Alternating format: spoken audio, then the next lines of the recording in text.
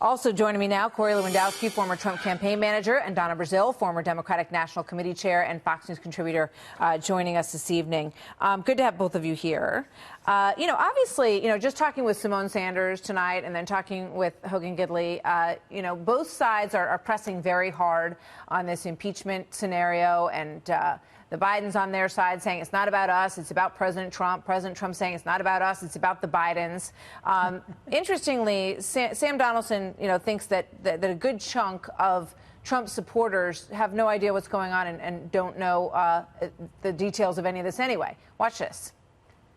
Because remember, Trump has 31% of hardcore. They'll follow him to hell or wherever he's going. They don't care about the facts. They don't know about the facts. Okay, they're fine people, except they're ignorant about these things that we're talking about, and they will not budge from that.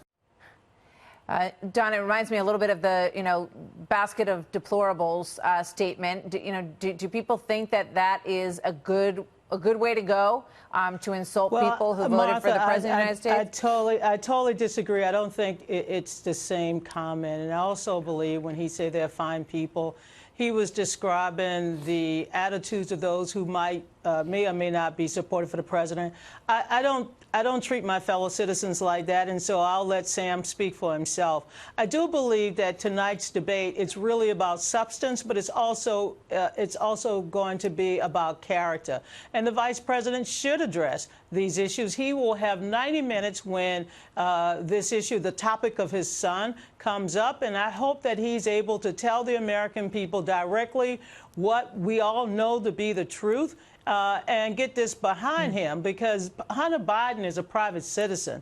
He's not the one that is facing an impeachment inquiry. It is the President of the United States who is facing it over his call to another foreign leader to investigate or find dirt. So I think that's the issue. But, yes, the vice president should answer that tonight. All right. Well, speaking of the impeachment situation, Corey, we just got word that Nancy Pelosi has announced, as we had been hearing, that she is not going to call for a vote right now in the House of Representatives in order to move forward with an official inquiry here. What do you say to that? Well, the reason Nancy isn't going to call for a vote is because she knows that there are a number of Democrats in congressional districts that are first-termers that were carried by Donald Trump in 2016, and she knows that this is going to divide her caucus. It's going to ensure that those Democrats who are sitting in congressional districts that Donald Trump won just 4 years ago are going to lose their election, and she will become the first Speaker of the House to lose the majority on 2 separate occasions. So she doesn't want to call for this vote, because she knows that it's going to hurt her caucus, and she knows that it also gives the privileges to the minority members of the caucus, meaning the Republicans, the opportunity to actually have subpoena power. Yeah, she definitely tried to have it both ways here. She's moving forward with hearings, moving forward with testimony, but not taking a vote, which is what has been done. It's been the custom in the past in the Clinton situation and the Nixon situation. Kamala Harris is going to be on the stage tonight and is going to try to stand out and move up in this group. She says, that this thing could happen really quickly if they would just move forward. Watch this. We've got a confession, and it don't take a prosecutor to see that was a confession.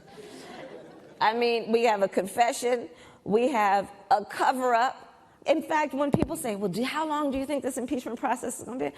Well, it shouldn't take very long, because he did it out in the open. Donna, what do you say to that? Well, first of all, the Constitution gives the House the sole discretion. I was a congressional staffer during the Clinton impeachment.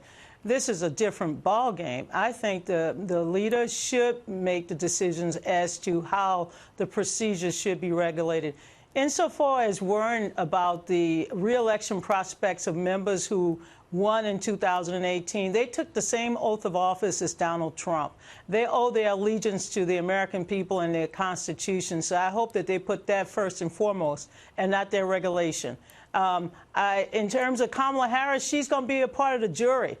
She's not collecting the evidence. That's the responsibility of members of the House. All right. And based on my recollection, only 2 members who are running currently are members of the House of Representatives that will be judging or taking that vote when that vote occurs. Well, they're all about to get out there, and we'll hear what they say. Thank you very much, Don and Corey. Good to see you both. Thank you. Good to see you, Corey.